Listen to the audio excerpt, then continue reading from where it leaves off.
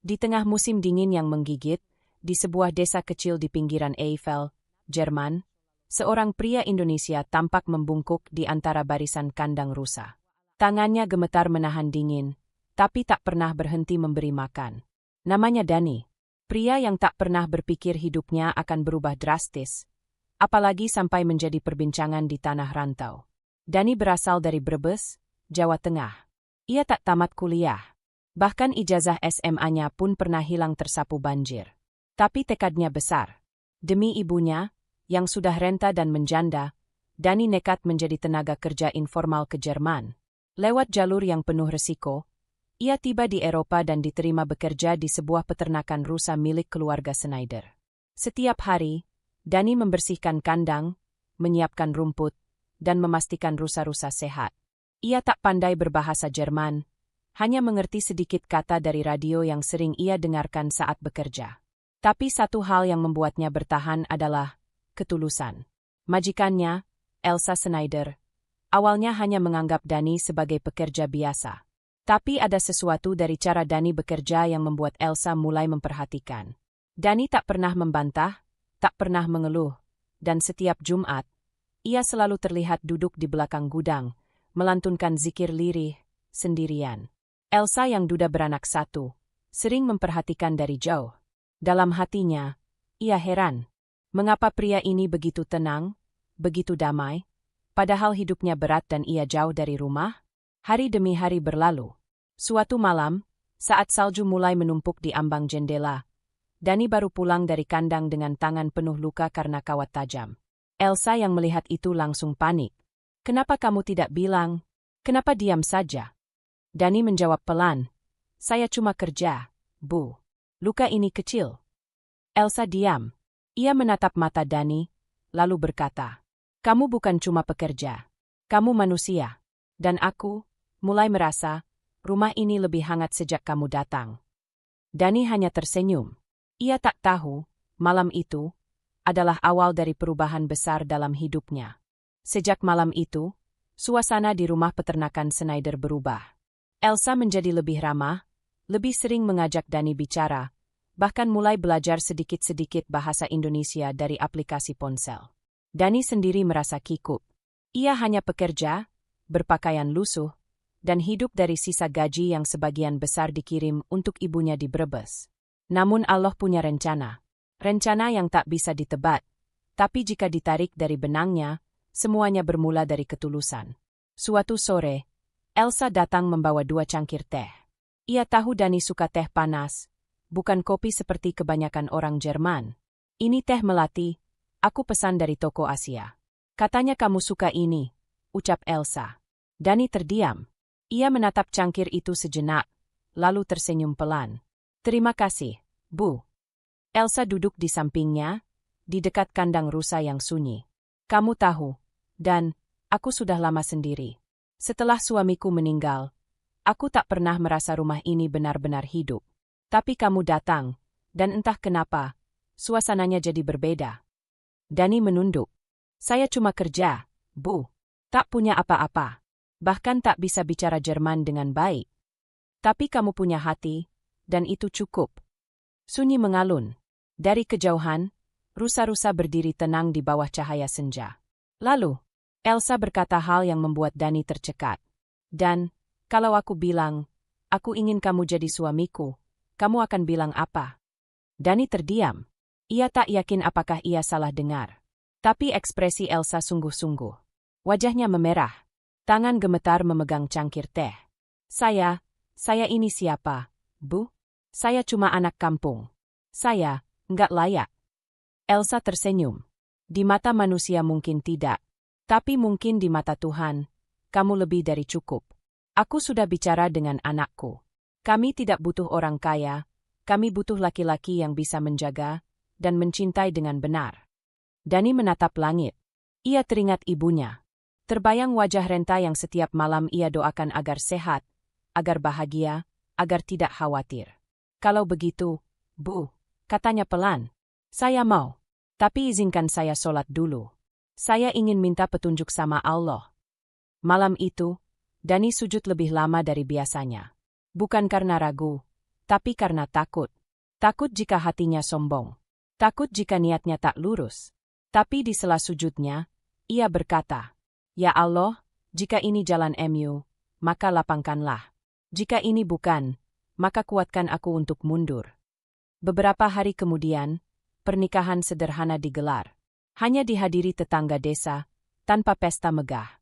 Elsa mengenakan gaun krem, Dani memakai baju batik kiriman dari Indonesia.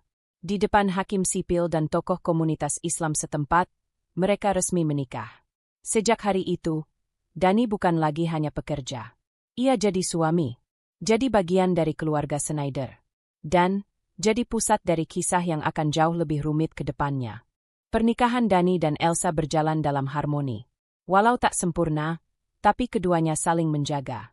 Elsa mengajarkan Dani budaya Jerman, dan Dani mengenalkan Elsa pada makna sabar, ikhlas, serta doa-doa lirih yang sering ia bisikkan saat pagi buta. Anak Elsa, Lukas, awalnya canggung memanggil Dani ayah. Tapi Dani tak pernah memaksanya. Ia hanya menunjukkan kasih lewat tindakan, memperbaiki sepedanya, mengajaknya ke ladang rusa, dan menemaninya belajar. Lama-lama, Lukas sendiri yang menggandeng tangan Dani saat hendak tidur. Namun, rumah tangga mereka mendapat warna baru saat dua saudari Elsa, Martha dan Greta, mulai sering berkunjung. Greta adalah yang paling muda. Ia energik, jurnalis lokal, dan terbiasa melihat dunia. Tapi ada yang membuatnya terdiam setiap kali Dani bicara. Entah karena aksennya yang lucu, atau caranya memandang tanpa menilai. Sedangkan Martha, kakak tertua Elsa, seorang guru taman kanak-kanak. Ia sabar, keibuan, dan sangat sensitif terhadap ketulusan. Satu malam, saat makan malam keluarga diadakan, Greta bercanda sambil tertawa lepas. "Kalau kamu punya kembaran, Dan, aku mau deh menikah juga." Elsa tersenyum. Tapi tak disangka, ia menjawab serius. "Kalau kamu memang ingin seseorang yang seperti Dani, kenapa tidak Dani saja?" Greta menatap Elsa, mengira itu gurauan. Tapi ekspresi Elsa tetap tenang. "Dani bukan milikku sendiri. Kalau kamu bisa mencintainya karena Allah, aku tidak akan melarang." Malam itu menjadi awal dari banyak percakapan rahasia antara Elsa, Greta, dan bahkan Martha yang diam-diam juga menyimpan rasa kagum. Elsa tidak memaksa. Ia hanya membuka ruang. Baginya, kebahagiaan tak harus eksklusif. Jika Dani mampu membagi kasih tanpa menyakiti, dan jika Allah meridhai, maka kenapa tidak? Dani sempat menolak. Ia takut menyakiti Elsa. Tapi Elsa justru memegang tangannya dan berkata, "Cinta yang benar tidak membuatmu serakah, dan cinta yang benar membuatmu ingin berbagi." Akhirnya, dengan hati yang gemetar dan doa yang tak putus, Dani menikahi Greta, lalu Martha, beberapa bulan kemudian. Semua dilakukan secara resmi, dengan restu dari komunitas Islam dan hukum setempat yang memperbolehkan praktik poligami dalam konteks imigran tertentu, selama tidak menyalahi hukum negara dan hak perempuan dihormati. Rumah keluarga Schneider kini menjadi rumah besar dengan 3 istri dalam satu atap. Bukan rumah yang gaduh, tapi rumah yang justru tenang, penuh peran yang jelas, dan diisi oleh perempuan-perempuan yang memilih saling memahami daripada saling merebut. Mereka berbagi waktu, tugas, dan bahkan kasih sayang. Greta lebih banyak menangani luar rumah, Martha mengurus anak-anak, Elsa tetap menjadi poros utama rumah tangga. Dan Dani tak pernah merasa lebih besar. Ia justru merasa makin kecil di hadapan Allah, karena amanah yang ia pikul makin berat. Tapi setiap malam, saat semua tertidur, Dani tetap duduk di belakang rumah. Di tempat yang dulu jadi kandang rusa, kini jadi tempatnya berbicara lirih dengan Allah. "Ya Allah, jangan jadikan ini ujian yang membuatku lupa. Tapi jadikan ini jalan untuk makin dekat kepada MU." Musim berganti. Salju mencair, ladang rusa kembali hijau. Dani dan ketiga istrinya kini hidup dalam ritme yang tertata. Tak ada teriakan, tak ada drama. Mereka bukan keluarga biasa, tapi juga bukan seperti yang orang kira. Rasa iri dari luar mulai muncul. Tapi di dalam rumah, mereka saling menguatkan. Lalu, satu hari yang tampaknya biasa, berubah menjadi awal babak baru. Sore itu, saat Dani sedang mengganti tali pagar kandang rusa yang putus, seorang perempuan datang mengendarai mobil kecil. Ia turun dengan langkah percaya diri, rambut pirang terikat rapi, matanya tajam tapi penuh penasaran. Namanya Ilse, sahabat lama Elsa, pernah tinggal di Berlin, kini kembali ke desa untuk urusan keluarga. Elsa menyambutnya hangat, mengenalkannya kepada Dani. Ini suamiku, Ilse. Namanya Dani, kata Elsa sambil tersenyum. Ilse tampak kaget. Ia tak menyangka Elsa menikah lagi. Dan lebih terkejut saat tahu. Dani juga suami dari Greta dan Martha. Awalnya, Ilse sinis. Kamu serius hidup seperti ini, Els?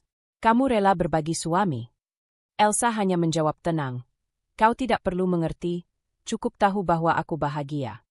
Ilse tak langsung percaya.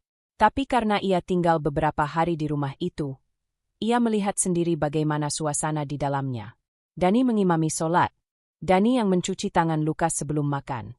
Dani yang bangun lebih awal, bukan karena disuruh, tapi karena memang ingin semua siap sebelum yang lain terbangun. Dan disitulah hati Ilse mulai goyah. Ia mulai mengamati diam-diam. Dani tidak tampan menurut standar Eropa. Tapi wajahnya tenang, matanya dalam, dan ia seperti memiliki sesuatu yang tidak banyak pria punya, ketenangan batin. Malam ketiga, Ilse berbicara langsung dengan Dani. Apa kamu tidak merasa ini semua gila? Dani menjawab, saya hanya mengikuti apa yang saya yakini. Kalau ini salah, semoga Allah mengampuni. Kalau ini benar, semoga Allah menjaga. Ilse terdiam, dan malam itu, untuk pertama kalinya dalam hidupnya, ia menangis di dalam kamar, tanpa tahu kenapa. Beberapa pekan kemudian, Elsa memanggil Dani. Ilse ingin bicara, tapi kali ini, bukan sebagai tamu. Ilse berdiri di depan mereka berdua, dengan mata yang basah dan suara gemetar. Elsa, aku tahu ini tidak normal. Tapi aku juga tahu, Dani bukan pria biasa. Kalau kamu izinkan, aku ingin ikut menjadi bagian dari keluarga kalian. Dani menunduk. Hatinya masih terkejut. Tapi Elsa hanya tersenyum, menggenggam tangan Ilse, lalu mengangguk. Pernikahan Dani dan Ilse digelar sederhana, seperti sebelumnya. Tanpa sorotan, tanpa pengumuman besar. Tapi bagi mereka yang hadir, itu bukan sekadar pernikahan. Itu adalah jawaban dari sesuatu yang tak bisa dijelaskan dengan logika. Kini Dani punya 4 istri. Semuanya tinggal di satu rumah besar. Semuanya saling tahu, saling menghormati. Dan bagi Dani, ini bukan kebanggaan. Ini adalah tanggung jawab yang sangat besar. Malam itu, Dani sujud lebih lama dari biasanya. Ya Allah, jika ini ujian MU, kuatkanlah. Jika ini karunia MU, jangan buat aku lalai. Karena yang Dani tahu, semua ini bukan karena ia hebat. Tapi karena Allah menjaga hatinya tetap rendah, saat dunia mulai mengangkatnya tinggi. 4 tahun sudah Dani tinggal di Jerman. 4 istri, 1 anak tiri, dan rumah peternakan yang makin berkembang. Ia tak lagi jadi karyawan, tapi rekan kerja yang ikut mengelola ladang, bahkan membuka pelatihan pertanian untuk komunitas imigran. Namun ada satu hal yang belum ia wujudkan, pulang. Bukan karena lupa, tapi karena takut. Takut ibunya kecewa, karena anaknya hidup dalam rumah tangga yang tak umum di mata orang kampung. Takut dicibir tetangga, dicurigai membawa budaya asing. Tapi surat dari desa yang datang sebulan lalu membuat hatinya runtuh. Tulisan tangan yang sudah bergetar, bertuliskan, "Le, Ibu kangen. Kalau tak bisa pulang, izinkan ibu menyusul." Dani menangis. Ia tahu waktunya sudah tiba. Maka ia pulang. Bersama Elsa, Greta, Martha, Ilse, dan Lukas kecil. Mereka naik pesawat dengan hati berdebar, membawa bukan hanya koper, tapi juga rasa takut akan penolakan.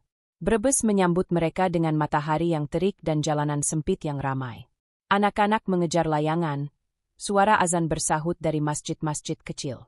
Dan di sebuah rumah tua, seorang perempuan renta berdiri dengan tongkat kayu. Matanya keruh, tapi masih tajam menatap mobil yang baru berhenti di depan rumah. Dani turun lebih dulu. Ia berlari kecil, lalu berlutut dan mencium tangan ibunya. "Ibu, Dani pulang." Perempuan itu menangis. Ia peluk anaknya erat-erat. Lama, seakan tak ingin dilepas. Lalu matanya beralih ke 4 perempuan bule yang turun satu-satu dari mobil, membawa senyum kikuk dan mata berkaca-kaca. Bu, ini istri-istri Dani. Mereka baik, Bu. Sangat baik. Ibunya terdiam. Ia mendekat perlahan, lalu memegang tangan Elsa. Namamu siapa? Enduk. Elsa, Bu. Jawabnya pelan. Sang ibu tersenyum. Kalau kamu bisa jaga anakku, dan anakku jaga kamu, maka kamu anakku juga. Tak ada penghakiman. Tak ada penolakan. Hanya air mata dan pelukan yang memecah suasana sore itu. Warga kampung berdatangan.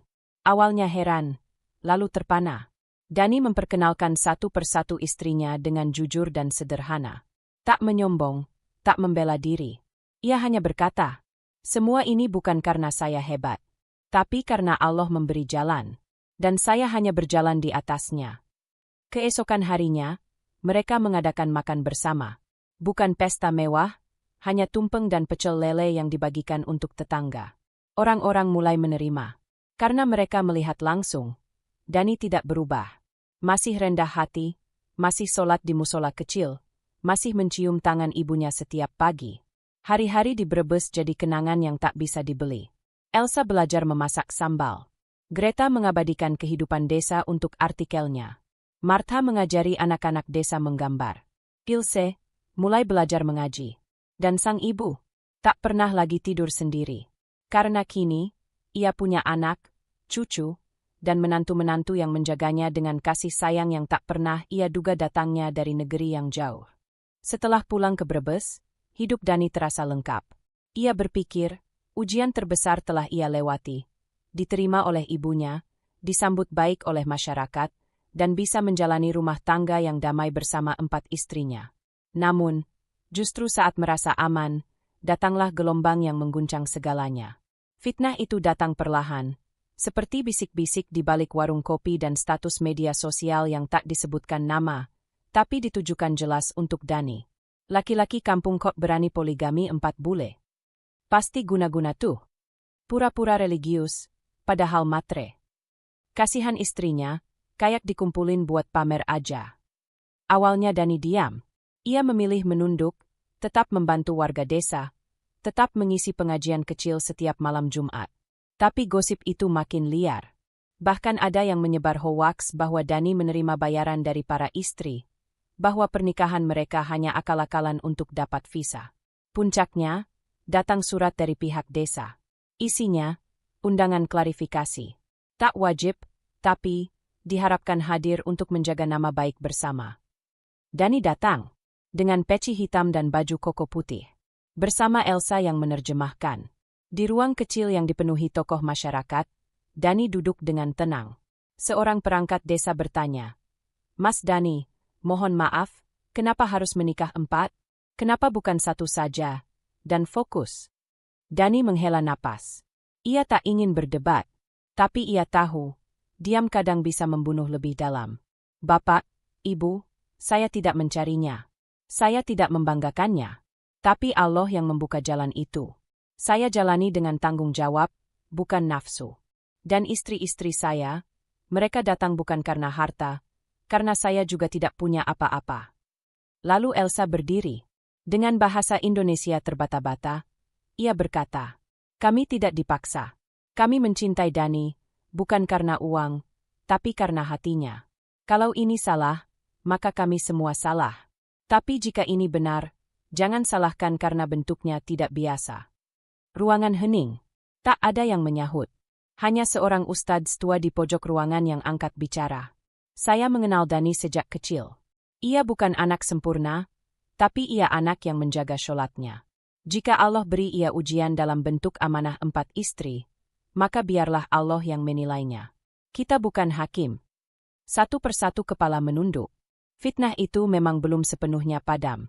Tapi sejak hari itu, Dani tidak lagi menghindar. Ia berdiri di pasar, menyalami orang-orang, mengundang mereka makan. Ia tahu, tak semua orang akan suka. Tapi ia juga tahu, keberkahan bukan di tangan manusia. Keberkahan ada di tangan Allah, yang melihat hati lebih dalam dari apapun yang terlihat. Malamnya, Dani duduk di musola kecil. Sendiri.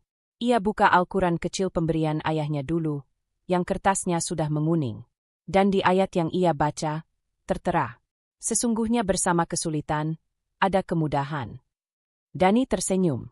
Fitnah memang sakit, tapi kadang, itu cara Allah membersihkan jalan, sebelum memberi langkah yang lebih besar. Meskipun fitnah dan ujian terus datang, Dani merasa hatinya makin lapang.